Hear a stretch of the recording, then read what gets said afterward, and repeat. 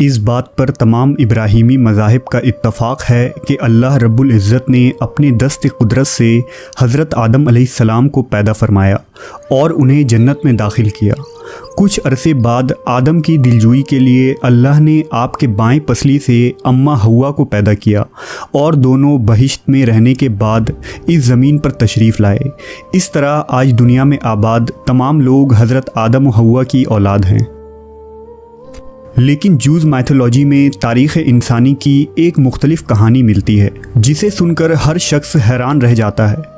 दरअसल यहूदियों की मुक़द्दस किताब तिलमुद के मुताबिक हज़रत हव्वा आदम अलैहिस्सलाम की पहली बीवी नहीं थी, बल्कि उनसे पहले एक औरत की तख्लीक हुई थी जिसका नाम लिलित था। लिलित खुसूसियत और मर्तबे में आदम के बराबर थी, क्योंकि ज़मीन से फरिश्तों ने जिस मिट्टी को लाया था उस मिट्टी से आदम की तख्लीक हुई और उसी मिट्टी के बचे हुए हिस्से से लिलित को पैदा किया गया। इस तरह आदम और लिलित दोनों जन्नत के ईडन नामी बाग में रहा करते थे। आदम और लिलित के दरमियान अव्वल दिन से ही इख्तिलाफ पैदा हो गया, क्योंकि आदम का मानना ये था कि वो लिलित से बेहतर हैं और जिनसी एतबार से लिलित का दर्जा उनसे कम होगा, जबकि लिलित हर सूरत उसे तस्लीम करने के लिए तैयार न थी और वो खुद को आदम के बराबर ख्याल करती थी। लिहाजा इस बराबरी की लड़ाई में दोनों के दरमियान शदीद इख्तिलाफ पैदा हुआ और दोनों एक साथ न रह पाए। आखिरकार एक दिन लिलित ने शैतान से कुछ इस्म आज़म सीखे और इनका विर्द करके जन्नत से उड़ गई। आदम ने खुदावंद से फरमाया, ए खुदावंद, वो औरत जो तूने मेरे दिल बहलाने के खातिर दी थी वो भाग गई है। लिहाजा खुदावंद ने 3 फरिश्तों को लिलित की तलाश में रवाना किया। फरिश्तों को लिलित एक समुंदर के दरमियान गोते लगाते हुए दिखी, लिहाजा उन्होंने उसे वापस चलने को कहा, लेकिन लिलित ने चलने से इनकार कर दिया।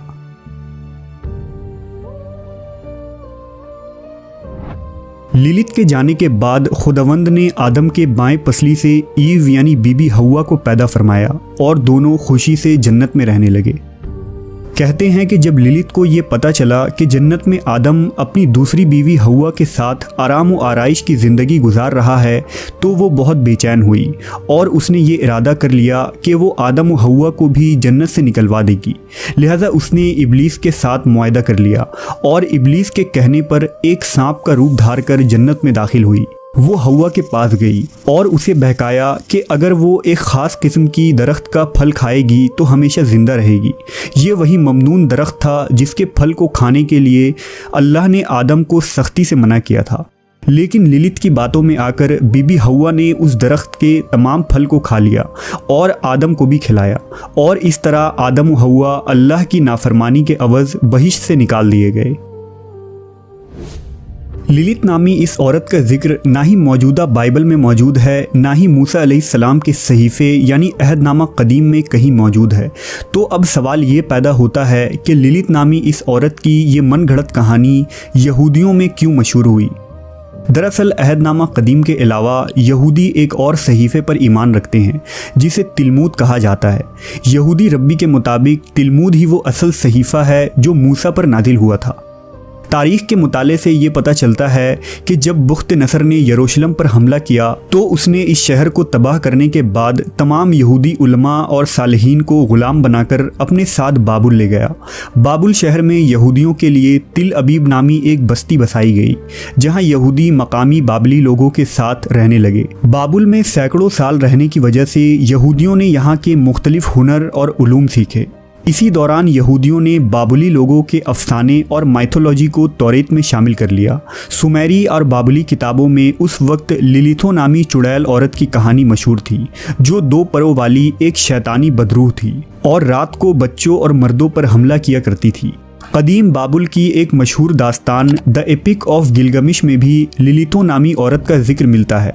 लिहाजा यहूदी रब्बियों और उलमा ने लिलिथो के इस अफसानवी किरदार को अपनी किताब तिलमुद में भी शामिल कर लिया। जूस माइथोलॉजी में अगर लिलित की जिस्मानी हैयत की बात की जाए तो ये कहा जाता है कि लिलित के 2 पर हैं जिनकी मदद से ये उड़ती है। लिलित हामला औरतों, छोटे बच्चों और मर्दों की खास दुश्मन है। लिलित रात के अंधेरों में नमूदार होती है और किसी भी हामला औरत को नुकसान पहुंचाती है और छोटे बच्चों को उठाकर ले जाती है। इसके अलावा नौजवान औरतों और मर्दों को जिना जैसे गंदे और हराम फेल पर भी उकसाती है। इसलिए तिलमुद में ये कहा गया है कि ये ममनून है कि मर्द अकेले कमरे में सोए, क्योंकि लिलित रात के अंधेरे में जाहिर होती है और मर्द के साथ हम बिस्तर होकर उसके नुत्फे का इंजाल करती है, जिससे वो मजीद शयातीन को जन्म देती है। वहीं दूसरी तरफ लिलित को मानने वालों का कहना है कि लिलित की कहानी दुनिया के बहुत सारे आसमानी किताबों, असातीरों और देवमालाई किस्सों में मौजूद है। मसलन लामास्तु, जिसे कदीम मेसोपोटामिया में नाइट गॉडेस कहा जाता था। लामास्तु एक खूबसूरत बदरू औरत की हैसियत से मशहूर है, जिसे कदीम मेसोपोटामियन जिनसी ख्वाहिश की देवी मानते हैं और जो रात के वक्त नमूदार होकर हामला औरतों पर हमला करती हैं और उनके बच्चों को उठाकर ले जाती हैं। इसी तरह लामिया, जो कदीम यूनान की एक मशहूर देवी मानी जाती है, जो पोजाइडन देवता की बेटी थी, जिसके पास बेमिसाल खूबसूरती थी। वो रात के वक्त सोते हुए लोगों को परेशान करती है और अपने ही बच्चों को जन्म देकर खा जाती है। यहूदी असातीर में भी हज़रत सुलेमान अलैहिस्सलाम के मुतालिक अफसानों में कई बदरूह औरतों का जिक्र मिलता है, जिसे आपने अपने कब्जे में रखा था। उन्हीं बदरूह में एक बदरूह ओज़िरुत भी थी, जिसकी खुसूसियत लिलित से बहुत हद तक मिलती जुलती है। इसी तरह के एक बदरूह औरत का जिक्र हिंदू मजहब के असातीरों में भी मिलती है, जिसे याक्षिनी कहा गया है, जो एक ताकतवर मखलूक है। वो तमाम शयातीन से ऊपर बताई गई है।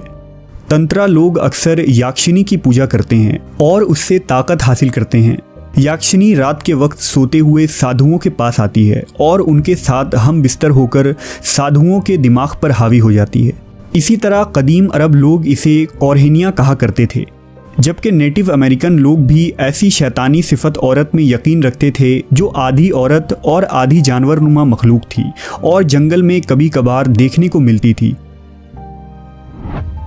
कहते हैं कि आदम से अलग होने के बाद लिलित इब्लीस के ख़ास साथियों में शामिल हो चुकी थी। इसलिए अहले यहूद और शयातीन फ़िरके के लोग, जिन्हें कबालिस्ट भी कहा जाता है, ये लोग जादू टोने और सिफली इल्म सीखने और सिखाने के लिए लिलित की पूजा किया करते हैं। दौर अहद वस्ता में दुनिया भर की चुड़ैलें तरह तरह के सिफली अमलियात करके लिलित को खुश करने की कोशिश किया करती थी, जिसमें वो जानवरों की बलि देकर और अपना खून लिलित को चढ़ाकर उससे जुड़ने की कोशिश करती हैं। साल 1899 में चार्ल्स लेलैंड ने अरादिया और द गॉस्पेल ऑफ विचर्स नामी किताब की तसनीफ़ की, जिसमें अरादिया नामी एक शैतान सिफत औरत का जिक्र मिलता है, जो इस ज़मीन पर आकर काले जादू और सिफली इल्म लोगों को सिखाती है। चार्ल्स ने लिलित को ही अरादिया का दूसरा नाम करार दिया है और बताया है कि चुड़ैल और कबाला इल्म के माहिरीन कदीम ज़माने से ही लिलित की पूजा करते आए हैं, जो इस कायनात की कदीम तरीन मखलूक है। इसमें कोई शक नहीं कि लिलित का ये किरदार और इससे जुड़ी तमाम बातें सिर्फ और सिर्फ किस्से, कहानियाँ और खुराफात हैं, और आज भी अहले यहूद लिलित को ही हज़रत आदम अलैहिस्सलाम की पहली बीवी समझते हैं। लेकिन अगर लिलित की किरदार में कोई हकीकत होती तो कुरान मजीद में इसका कोई जिक्र ज़रूर मौजूद होता। कुरान मजीद इस मौजू पर साफ नज़रिया पेश करता है कि पहले आदम अलैहिस्सलाम की तख्लीक हुई और फिर बीबी हव्वा की, और इस तरह बनी नू इंसान इस जोड़े से वजूद में आए। अगर इस दौरे जदीद की बात की जाए तो लिलित को एक ऐसी औरत के तौर पर पेश किया जाता है जो औरतों की आज़ादी की अलम बरदार है, जबकि ये बात अकल के बईद है कि एक शैतान को इस कदर अहमियत दी जाए। इसका अंदाज़ा इस बात से लगाया जा सकता है कि लिलित के नाम से वेस्ट में नॉवेल, शायरी और म्यूज़िक कंपोज किए जाते हैं, और लिलित को आज़ादी के लिए जद्दोजहद करने वाली एक अजीम औरत के तौर पर पेश किया जाता है, जो औरतों के हक़ के लिए आदम के खिलाफ हो गई और उसने खुदा से बगावत की। यही नज़रिया जदीद यूरोप में परवान चढ़ा, जहाँ फेमिनिज़म के नाम पर ख़वातीन जिनसी ताल्लुकात की मुकम्मल आज़ादी चाहती हैं। यहाँ सबसे बड़ा सवाल यह है कि अगर कोई शख्स सब कुछ कुर्बान करके सिर्फ अपना आप बचा लेता है तो उसने क्या हासिल किया।